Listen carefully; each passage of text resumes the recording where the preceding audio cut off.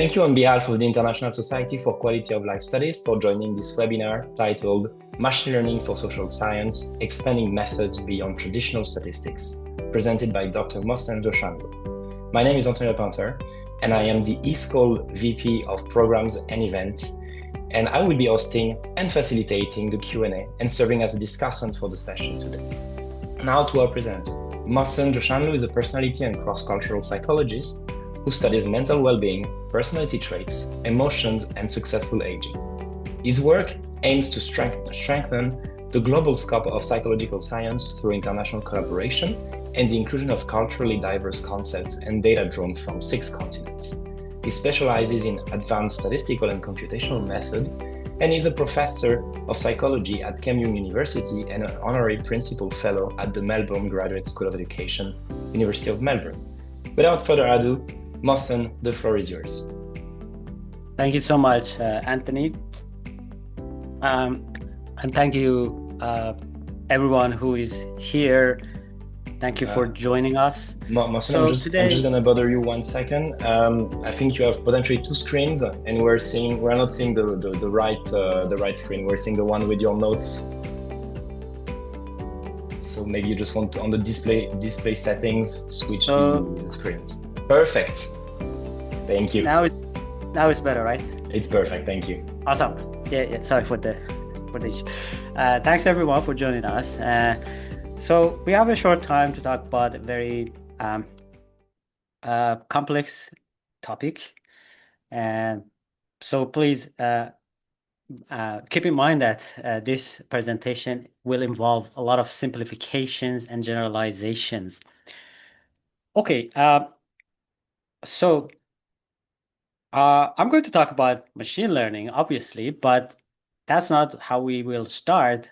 I will start with talking about conventional statistical methods and research methods. And this is how we actually, as social scientists, psychologists, quality of life researchers, this is how we typically do our business, our research business, right? So I highlight some aspects of conventional way of doing research and statistics, and then a very, very brief introduction to machine learning. And then we get to the main portion of this talk, which is comparing conventional statistics and machine learning as 2 different ways and 2 different approaches for doing research and publishing something. So this is going to be our the way we will proceed today. Now, let me start with, I call it in this presentation, conventional statistical modeling or conventional statistics.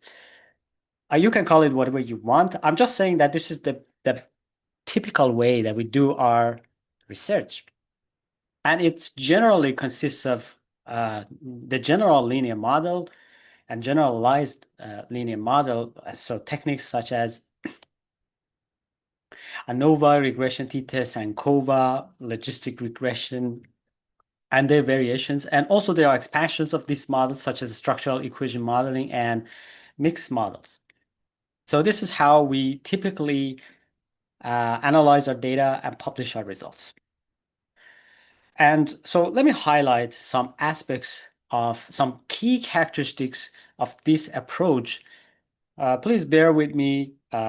This is something that you are familiar with, but I'm trying to make a contrast between this way of doing research and machine learning approach. So it's better to highlight some aspects of conventional method. Now, first of all, this kind of doing research are typical common way of doing research, and what they teach us in the university and what we teach our students in university undergraduate courses is everything starts with developing hypotheses.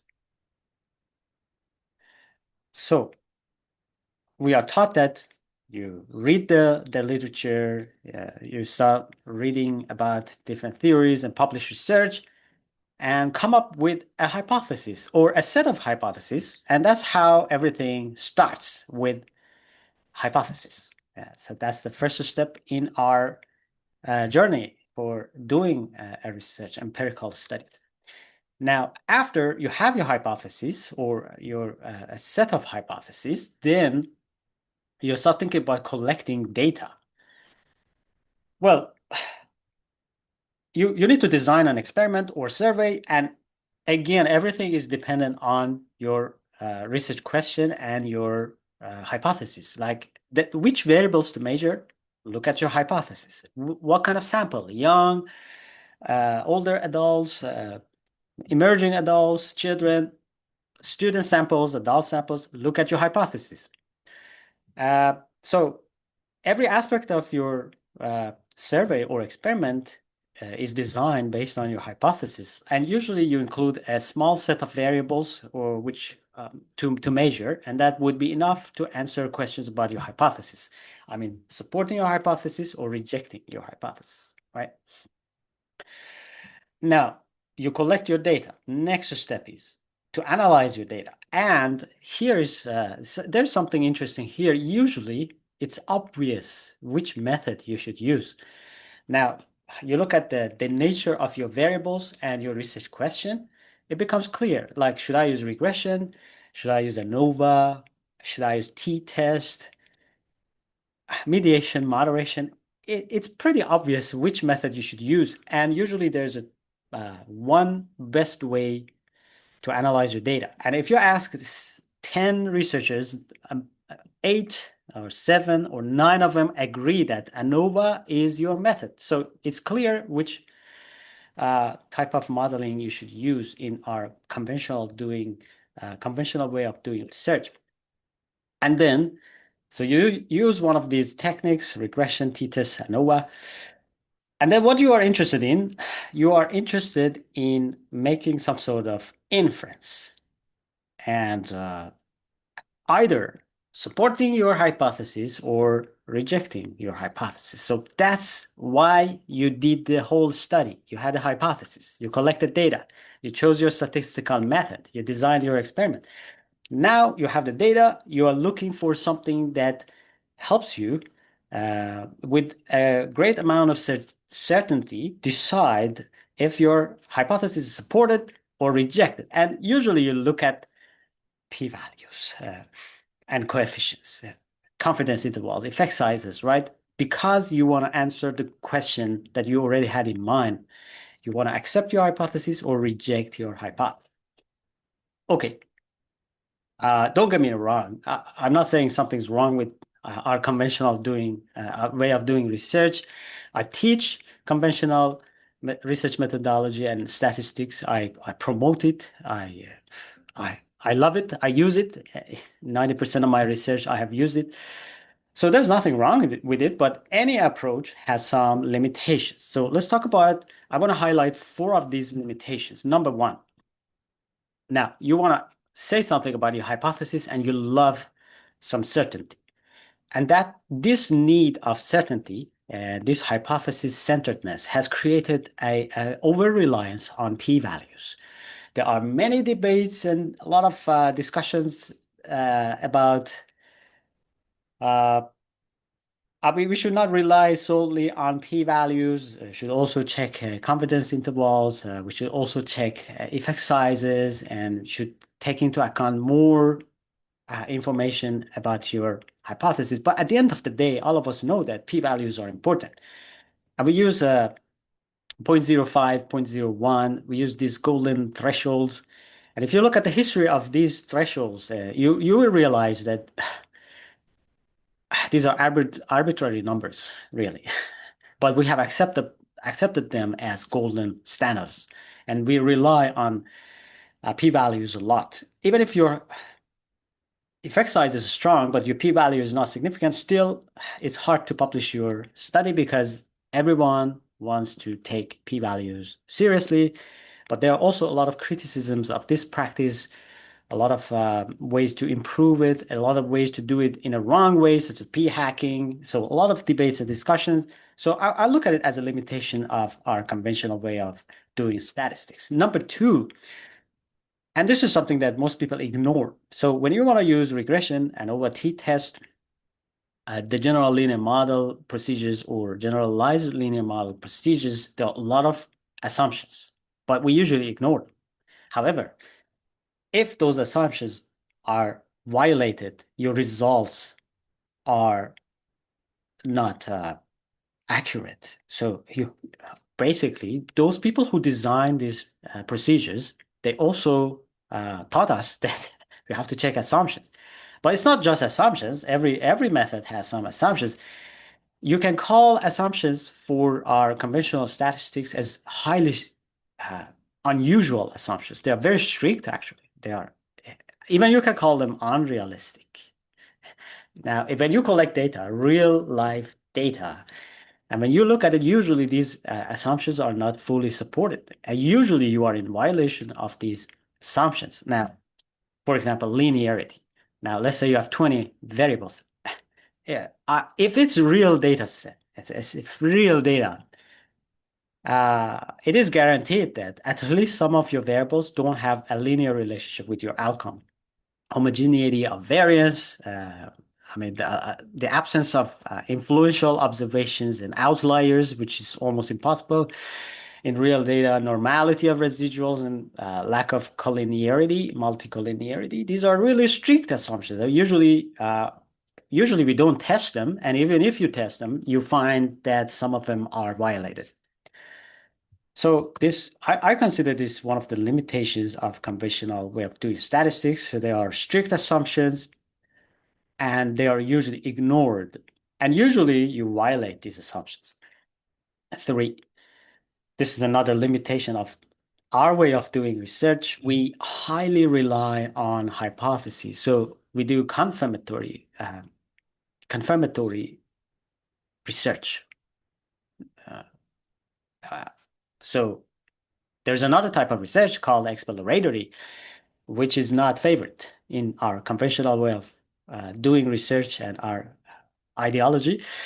Exploratory research is considered not as powerful as confirmatory research because it's not hypothesis driven, it's not based on theories, and it's like you are discovering something new, but you didn't start from a hypothesis, you didn't start from theories.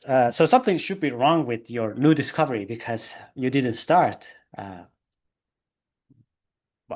from theory, right? Now, this is the current mindset. It's difficult to publish exploratory study, right? So one of the problems with this way of doing research is it requires hypotheses, and everything starts with hypotheses, and hypotheses should be based on theories. The question is, what about, okay, I use this data to see if it's consistent with my hypothesis or not, but there are a lot of other variables in this data, a lot of stuff there, but maybe I can learn something from the existing data, looking at the patterns. Currently, that's not really considered valuable, and it's just like taboo to play around with your data and learn something from it. Actually, you're discouraged of exploration, and even changing your hypothesis is a sensitive matter. You have to stick to your hypothesis. Anyway, this way of doing research is very elegant, valuable, because it's based on theory and hypothesis, but at the same time, it limits discovery and exploration. And this one, number 4, this is another limitations of conventional statistics and methodology. Well, this becomes more clear when I talk about machine learning, but let me give you just a brief introduction of this limitation. So you collect data for your research, 300, 400, 500 people, 100 people. So you have this data and you train a model on your data. You fit your regression model to the data. Okay, no problem. You develop your model, but then you want to evaluate your model, your ANOVA, your regression, your SEM. What will you do? You look at the performance metrics such as R-squared, fit indices, right?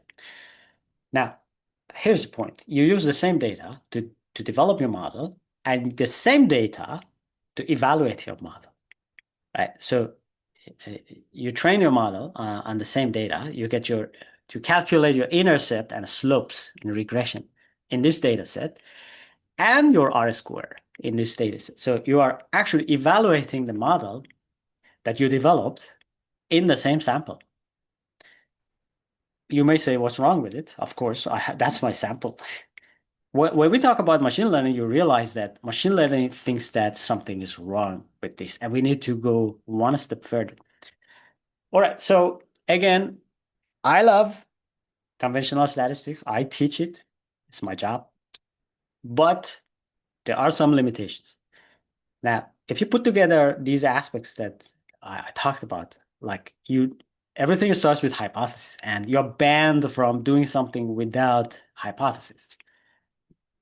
And there's this aversion to exploration, and you're supposed to confirm something. So you have to draw your hypothesis from theory, and you're kind of exploration is seen in a negative light. And also at the same time, there are a lot of strict assumptions. So and real data usually doesn't fit with these assumptions. It usually violates these assumptions. So when you put these pieces together, the picture that emerges is like that conventional statistics valuable, elegant, very useful for small science studies, but it's not scalable. Now, if you want to do something in the real world, if you want to work with 1,000 variables, if you have genetic data, 1,000 variables, you have financial data, social media data, audio data, textual data, visual data, millions of data points, thousands of variables. If you have realistic data, which is not linear, usually this conventional way of doing research doesn't work, and it doesn't solve real life problems. When you are developing an app, when you want to diagnose cancer from looking at x-rays, you want to develop an app, like some sort of app or something, that program that diagnoses cancer. It simply doesn't work. It's too simplistic for real life problems. Okay, now let's switch to machine learning.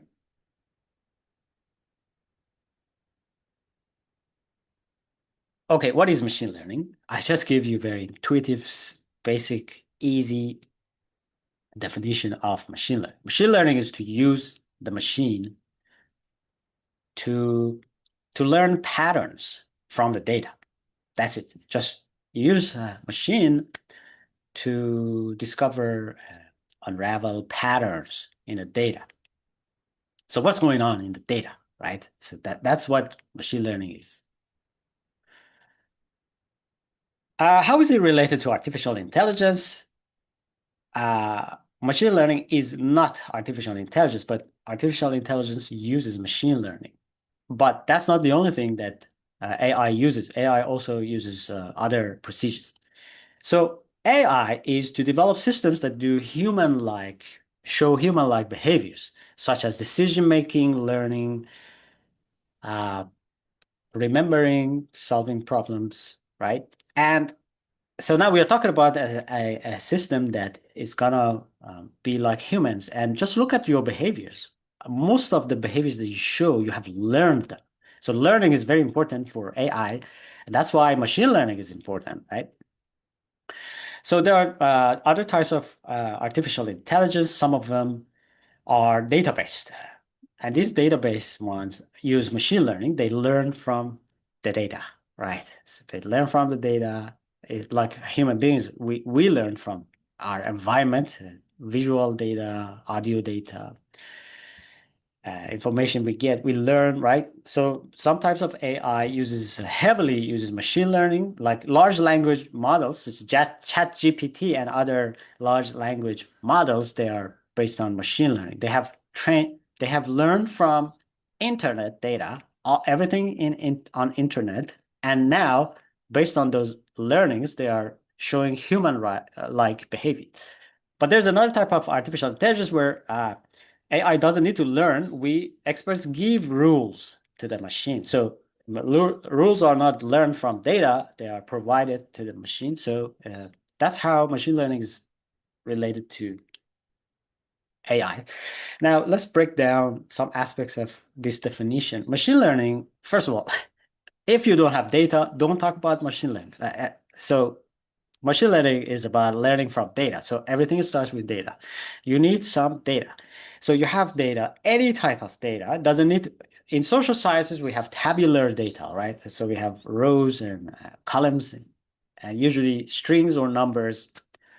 So that's called tabular data. But there are textual data, there are audio data, visual, all sorts of data. So everything starts with data. And when we say using machine to learn patterns in the data, what do I mean by patterns? Basically, it means that the relationship between variables in the data. That's what we are talking about. Just to understand how these data points, how these variables, how these people in the sample, how they relate to each other, and how the associations between variables. And also, there's something about machine learning. Whenever we do machine learning, we are actually explicitly developing a model. So when you do machine learning, you are learning from your data, discovering these patterns at the same time. What's the point of discovering? Because you are developing a model. And that model can be used in future with new data to make predictions or to cluster or to classify, right? So it's explicit in conventional statistics. We develop a regression model, but you don't look at it like that. You just say, I just want to say something about my hypothesis, but actually you developed a model. You can use that model in future with new data, right? But you never look at it like that. But in machine learning, it's explicit. You develop a model and you want to use that model in future to make predictions. And finally, well, we say using machine to learn patterns from data. And basically, it means that you use algorithms, some beautiful, elegant algorithms developed by some smart people. And these algorithms will learn from data for you. You don't need to do it yourself. So what is a machine learning algorithm? It's basically something like this. If you go to the details, it becomes much more complicated. But generally, it's an iterative system that tries to solve a problem in loops and every time reduces the error until it's not reducible. And then it converges, you get the results, you develop the model, and that model can be used for making predictions with new data, right? So this is something like this. And this one is a boosting algorithm. Well, these are beautiful, widely used, powerful machine learning algorithms. The first thing that stands out is regression. The old good regression is also a machine learning algorithm. Yeah, of course, you develop a model, you can use it for prediction. However, you should use it in the machine learning framework to become a machine learning study. But this is actually the most basic one, and it's a linear machine learning, parametric machine learning algorithm. So it's not very powerful, logistic regression as well. But then these are much more powerful non-parametric models such as deep learning, neural networks, deep learning with large language models use deep learning, random forest, and support vector machines. These are really powerful ones that we use, and you see them in published research with machine learning in social sciences. Okay, now let's talk about if you want to understand the machine learning perspective, and if you want to do research using machine learning, what would be the characteristics of that procedure? So let's talk about the key characteristics of machine learning approach. And when I talk about these characteristics, you immediately can compare them with our. I purchased it for us. You can compare them with conventional ways of doing research. Number one, you don't start, I mean, you can have hypotheses, but you don't need to have hypotheses when you use machine learning. Everything starts not with hypotheses, but with data. You need to have good data. And it doesn't matter where your data comes from a forum, from social media, from, I don't know, X-rays, from, I don't know, audio files, YouTube, video, audio files. It doesn't matter. You just need to have impressive, good data. A national survey data, a publicly available survey data, political attitudes data. It doesn't matter. Everything starts with having an impressive, nice, high quality data set. So of course you can have hypotheses, but that's not necessary. If you have data and you say, I want to just learn something and see what's going on with this data, that's legitimate enough for doing a machine learning study. I should say that there are many machine learning procedures, specialized one, developed specifically for hypothesis testing and causal modeling. Yes, but generally, machine learning is not confirmatory. It's a more exploratory. Basically, the way we use it generally is as an exploratory tool. So you don't need to have hypothesis, just obtain some good data. Okay, and the data. Well, I told you that in conventional statistics, you design your study and experiment, survey the number of variables, which variables, based on your hypothesis. And usually you end up with a small data set with a small number of variables. Here, usually, of course, you can collect data for study. I did it recently for study. I collected data for a machine learning study. I included 25 variables, I think. So you can collect your data, but sometimes you just use secondary data. You get data from anywhere, social media, from available public data on the internet, data of published research. Another researcher produced the data, you just get it. So you don't have much control over data generation. You just have control over which data and how to obtain that data, And sometimes, in conventional statistics, you always work with the data that you developed and designed and generated. Here, it's very common that you work with data produced by other people. And also, usually the data that we use in machine learning is larger and it has more variables, not just a few variables for a few hypotheses. Maybe you end up with 1,500, 200 variables. In machine learning, you don't panic when you have 200 variables. There are procedures to reduce the number of variables and then keep like 100 of them and do an elegant, beautiful analysis with them. Okay, and this one is my favorite about machine learning. Definitely, we don't have strict assumptions because most of the powerful algorithms such as random forest, boosting algorithms, deep learning, these are non-parametric. This means that linearity is not a concern. And so, of course, there are still some things that you should keep in mind about your variables. We pre-process the data. It's very important to look at the data, do some things about it. But definitely, the assumptions are less strict and more realistic. And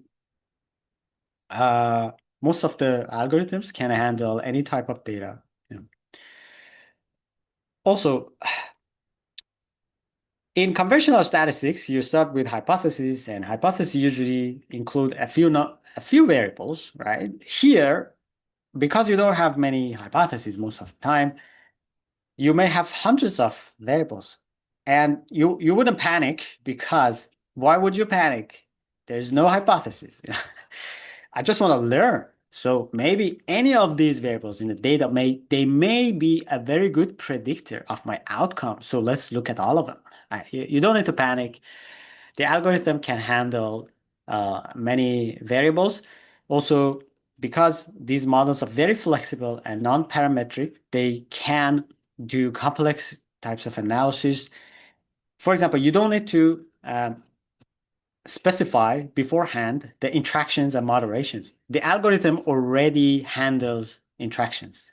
Most of the algorithms, like random forest boosting, deep learning, they actually take into account all the interactions in your data. So the nonlinearity is not a problem, very flexible. Therefore, we can say that machine learning is more suitable for a real world data and big data, and when you actually have real data and you want to solve a problem in real life. Okay, I told you that in conventional statistics, when you have your data, it's usually clear. I should use regression or I should use ANOVA, depending on your predictors, your outcome, the nature of your variables, pretty clear. And when you are supposed to use one method, that method would usually be enough, or a single method. In machine learning, usually the same question can be answered with several algorithms, if not tens of algorithms, right? Most of the algorithms that we have, they can do regression tasks and classification tasks. So when you have 30 predictors and an outcome, 50 predictors, you literally can use tens of algorithms, right? So there's a menu in front of you. You can choose which one you want to use. Some people just choose one of them, but most people try several algorithms and see which one performs better and compare the results in terms of performance and choose one of them. Now you choose deep learning and random forest, penalized regression and regression not logistics. And then you see which one in terms of performance, like R-squared, let's say pseudo R-squared or other type of errors, then you decide which one is my model. You can compare and pick the one that is better than others. Another aspect is here, you're not looking for p-values, you're not looking for finding just one piece of information, a threshold, a number to say something about your hypothesis. Instead, you're looking at how much you're predicting. Is your model a good model, not a good model? Can your model make good predictions in new data? So your mindset is different. You think about your general model. And if this model that I developed here, is it a useful model for future uses? Can I use it in future to predict other outcomes in other samples, in new samples, So it's a kind of model-centered way of thinking rather than hypothesis-centered. And the output of the main result of any machine learning analysis is a developed model. Okay, now let's talk about the generalizability issue. Now, in conventional statistics, I don't want to simplify it too much, but we can say basically your main goal is to increase and maximize accuracy. So if you are estimating regression coefficients, you want to get the best and most accurate regression coefficient. And that's your goal, accuracy. So you want to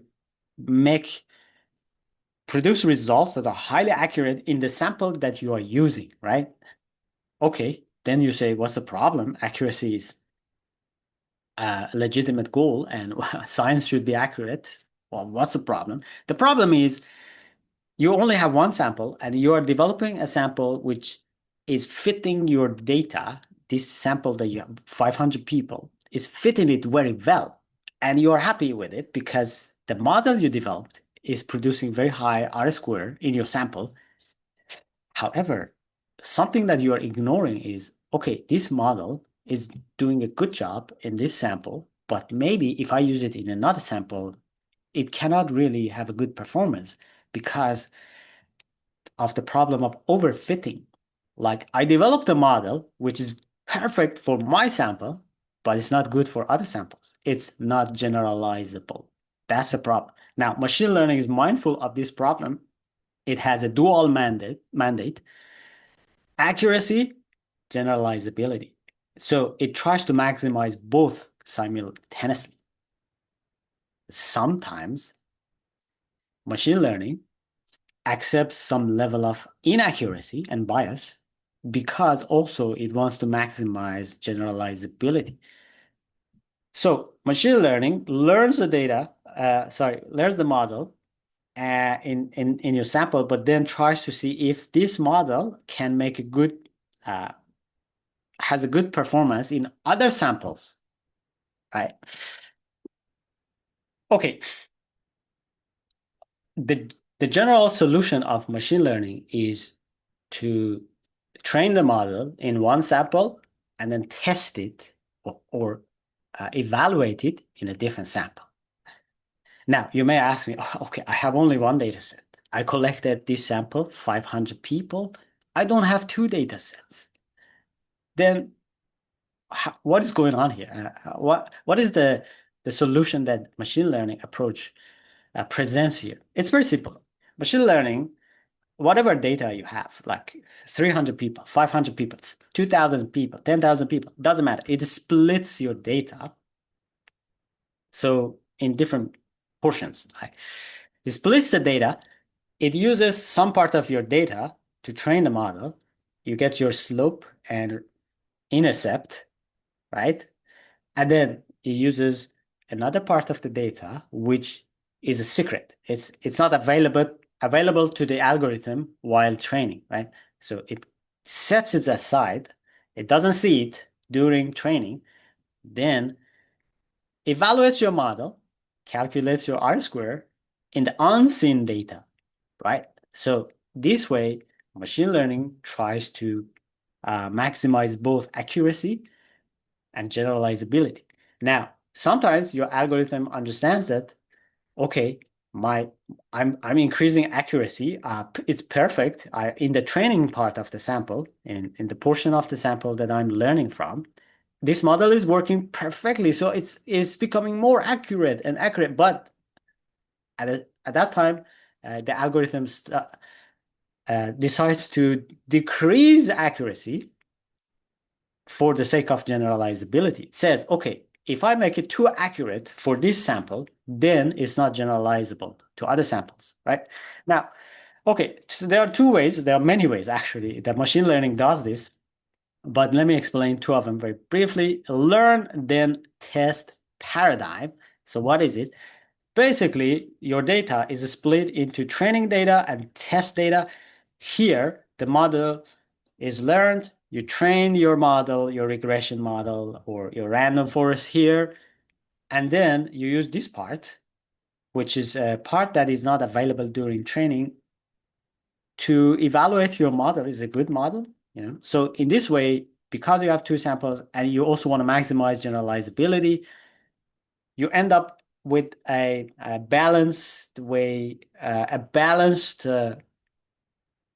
model which maximizes both accuracy and generalizability. Another way is, which is more advanced, much better, and it's now the standard, is to actually split your data 5 times or 10 times. It's called k-fold cross-validation. So you do your analysis, your sample, you split your sample 5 times, and you train the model, you test it here. Then you train the model, test it here. Train, test, train, test, train, test. And then you average, aggregate the results, and calculate the performance in the test part, right? So this is how machine learning tries to maximize both generalizability and accuracy. Okay, what are the main strengths of machine learning?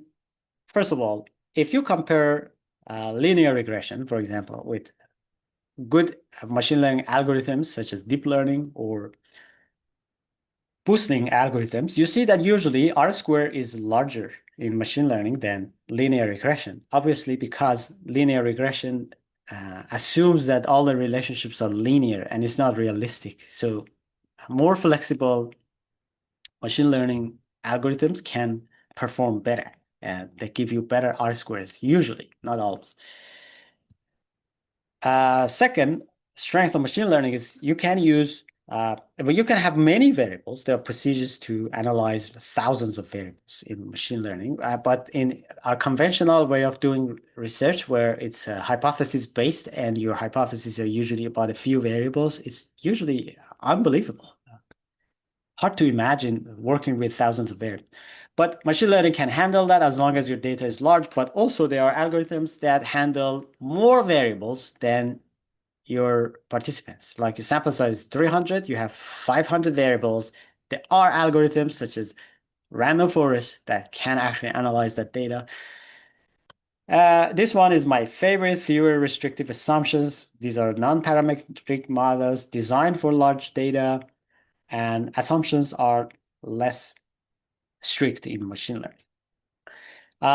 Machine learning is flexible. It discovers nonlinear patterns and relationships, interactions automatically without even specifying them. So altogether, these characteristics makes machine learning a better more suitable for real-life data analysis. If you want to discover methods to diagnose cancer, Alzheimer's, diseases, systems for security, obviously you cannot use conventional statistics. You need to use something that really is suitable for large data, complex data, and that's where you are left with one option, and that is things that are as complex as machine learning. Also, one aspect of machine learning is attention and the goal of generalizability, maximizing generalizability along with accuracy. This aspect also requires some credit. We should give some credit to machine learning. It's beautiful. And finally, this one is very important. Machine learning is very suitable for exploratory purposes, for discovering what is in the data. Now, the way we do it, we collect data, we produce data, and we just use the data to answer some questions about our hypothesis, right? And this hypothesis, you developed your hypothesis before even seeing the data. Okay, use the data for your hypothesis, answer a few questions, but what about any other interesting things that is in that data and is ready to be discovered? Usually we ignore them, right? The machine learning wants to learn more and discover more and explore more. So it's very suitable for exploratory research. Like any other approach, machine learning has its own issues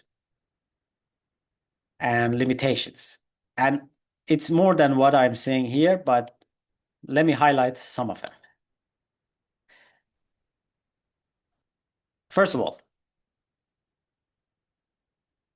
for typical research in social science with 500, 1,000 sample size, even smaller, slightly higher, your ordinary PC is enough. So for most of the studies we do, your PC is enough. But if you want to scale your study, you have massive data sets, you want to try 10 algorithms, maybe you need more computational capacity, more computers, better computers. So that can be considered a limitation. It requires more capacity and resources.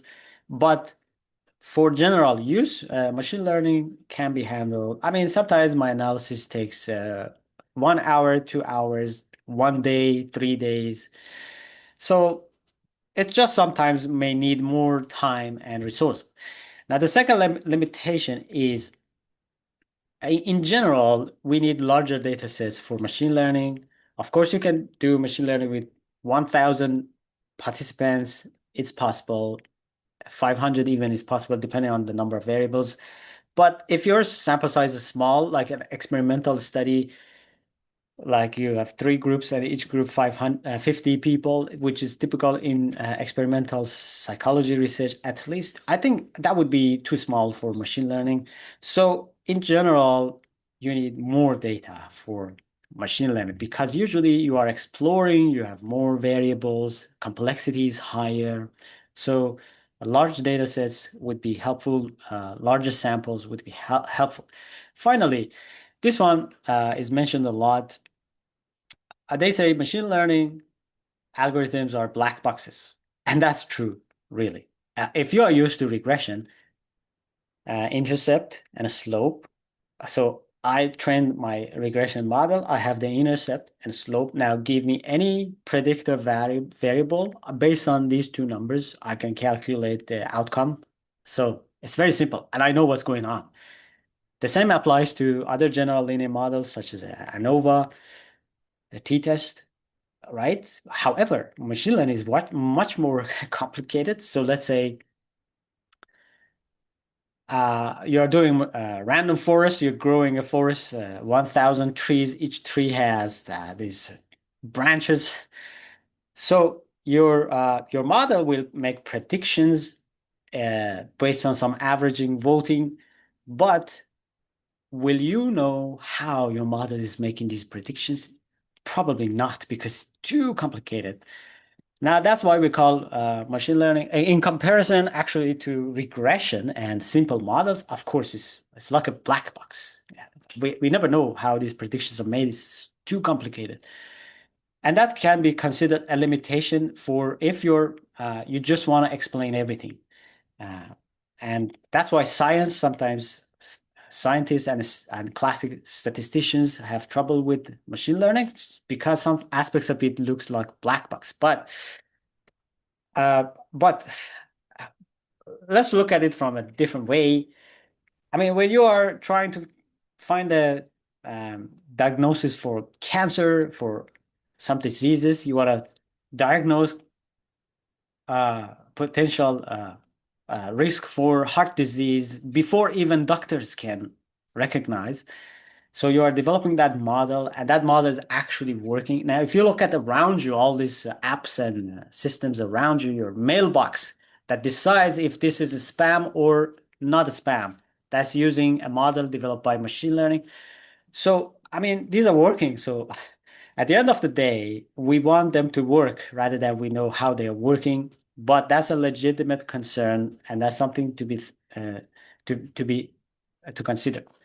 But fortunately, now when we use machine learning in social science research, quality of life, well-being research, psychological research, sociological research, there are ways to make our models more interpretable and more transparent. So, for example, variable importance metrics tell us which variable is contributing more to the prediction. You can get performance metrics such as R-square or some type of pseudo R-square that tells you the amount of variance explained by a model. So you can get plots that, for example, partial dependence plots. They show you the actual relationship between each variable and your outcome flexibly in non-linear plots. So we are trying to make, I mean, researchers trying to interpret the models and reduce a little bit this black boxiness. So I'm approaching the end of my presentation. I just wanted to tell you that I have personally the best way to understand how machine learning is being used in research is to actually read some machine learning studies published recently. And I would like to suggest two of my recent publications that I use machine learning, and I publish my results in just mainstream social science journals. And in these publications, I have other publications using machine learning. I try to use techniques to make my models more interpretable, variable importance, like plots to show the functional form of relationship between predictors and outcome. And so if you are interested, you can read these two articles, have a look at these two articles, see how it works in practice. Now, this one is a regression task. This one is a clustering task. Okay, if like book recommendations, I'm recommending 4 here. The middle 2 are open access, so you can go online and download them. And this one is precisely about interpretable machine learning, how we want to present our results in a more transparent and interpretable way, so we can sell our results to mainstream journals. Now, this one is uses a little bit of the code is a little bit outdated, but the approach and the way the author explains concepts is very elegant and beautiful. Anyway, some book recommendations, but there are other good books. And finally, this is, I mean, whenever today, if you have time, just go on YouTube and watch this music video. This is a rap. Supposed to be funny. So it's about machine learning and traditional statistics. Okay, so I hope you enjoy it.